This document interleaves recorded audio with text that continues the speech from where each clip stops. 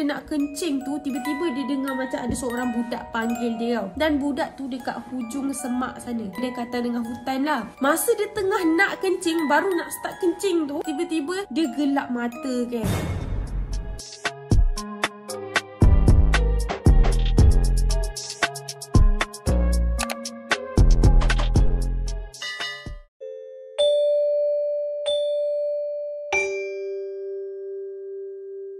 Ring around the rosy pocket full of posies.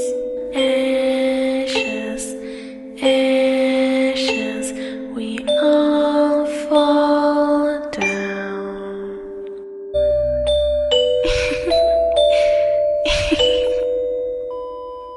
Hi guys, Assalamualaikum, welcome back to my YouTube channel.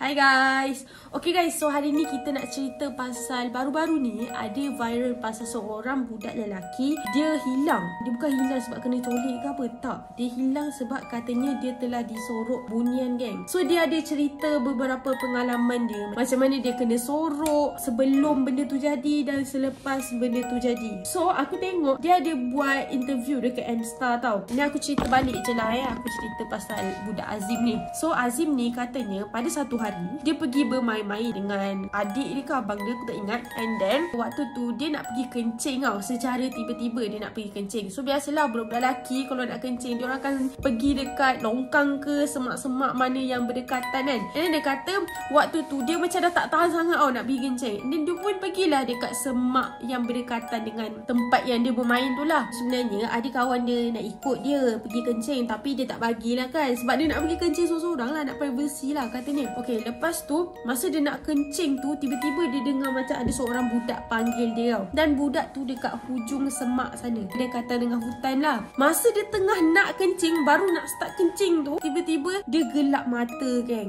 Katanya lah, saya tengah lepak dengan kawan saya rasa nak kencing tu, saya pergi dekat semak tu untuk buang air kecil lah. Kawan nak ikut tapi saya tak bagi. Masa saya nak pergi kencing tu, tiba-tiba gelap mata. Saya tak tahu apa. Dia macam tidur. Setelah 3 hari 2 malam kot tak silap aku, masa dia dalam dunia bunian yang dia telah disorok dalam dunia bunian tu, korang tahu tak sebenarnya 3 hari 2 malam tu sebenarnya bersamaan dengan 1 jam je geng. So dia baru ada dalam dunia bunian tu baru 1 jam, tapi bersamaan dengan dunia kita, dunia manusia biasa, 3 hari 2 malam babe. So selepas itu dia dijumpai dekat sungai yang berdekatan. Orang-orang kampung dia yang jumpa dia dekat sungai yang berdekatan. So memang seram gila geng kan kalau kita cerita pasal bunian ni.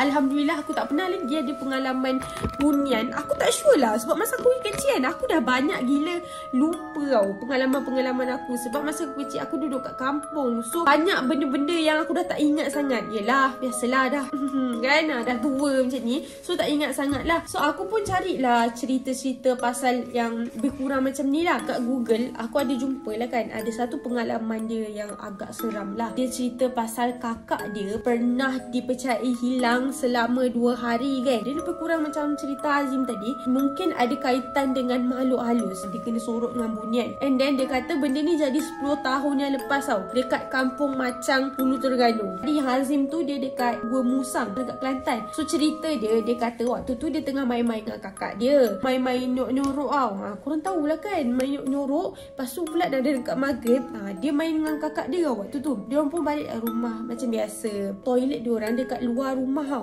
Kau tahulah kan toilet orang dulu-dulu, dia orang punya toilet dia bukan kat dalam rumah macam kita toilet kat tepi bilik ke apa, tak. Diorang dah kat luar rumah tau. So itu jadi macam seram juga kan. Pas diorang balik tu dah maghrib macam tu. Perangai kakak ni tiba-tiba pelik tau, tiba-tiba berubah. Diorang kena pergi mengaji. Nak dijadikan ceritanya, malam tu kakak dia tiba-tiba tak nak ikut pergi mengaji tau. Tak sedap badan ke apa lah. Pukul 4 pagi kakak dia bangun, dia minta lampu torchlight daripada mak dia untuk pergi ke toilet. Mak dia pun bagi je lah macam biasa kan, tanpa menyedari ada something yang akan berlaku. Mak dia bagi macam biasa. Keesokan hari dia, kakak dia hilang geng. Waktu tu tak ada siapa tahu. 2 hari kakak dia hilang. Dia minta tolong orang kampung, dia minta tolong ustaz apa semua, memang tak jumpa tau kakak dia. So mak dia pun pergilah cari kakak dia ni. Cari dekat toilet, dekat kawasan rumah dia, still tak jumpa tau kakak dia. Dia pergi tanya dekat jiran-jiran, kok lah nampak kakak dia ni. So salah seorang daripada jiran dia cakap dia ada nampak ada seorang budak bawa torchlight, lampu torchlight, and then dia pergi mendaki bukit dekat belakang rumah dia orang, dekat area belakang rumah dia orang. Masa budak perempuan tu bawa torchlight, ada 3 ekor ayam dia ikut dekat belakang kakak dia ni. So selama 2 hari kakak dia memang hilang, sampaikan diorang siap report polis tau. Mak dia risau sangat kot, pun mimpi kakak dia ada dekat kebun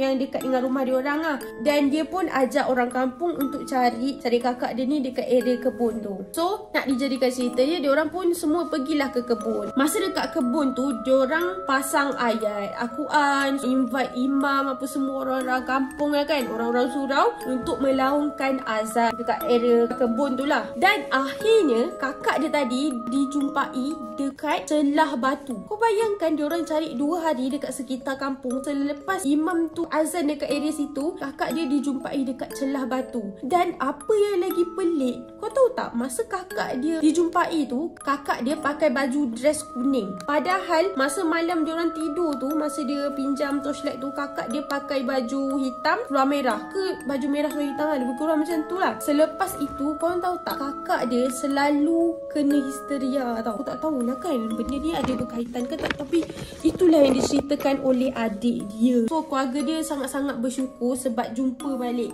kakak dia tadi. Alhamdulillah lah kan, dengan bantuan orang kampung, dengan bantuan orang-orang surau, akhirnya kakak dia telah dijumpai. So cerita dia memang sangat seram. Aku memang takkan lah kan nak jadi benda ni. Kita orang dulu masa kecil-kecil, kita orang selalu sangat main nyorok tau. So katanya kalau main sorok-sorok, lepas tu dekat pula dengan waktu maghrib, benda tu lagi suka tau. Kadang-kadang boleh terkenan dekat kita. So hati-hatilah korang ya, kalau nak main petang ke kan, main nyorok kan. Korang tahu kan, main nyorok ni orang kata apa, ada hantu suka kat kita. Okay, so guys, pengajaran dekat sini, jangan korang main dengan kawan-kawan korang kan sampai petang boleh lah kan, tapi sebelum maghrib korang dah kena balik tau. Hati-hatilah, kita nak elak benda-benda macam ni terjadi.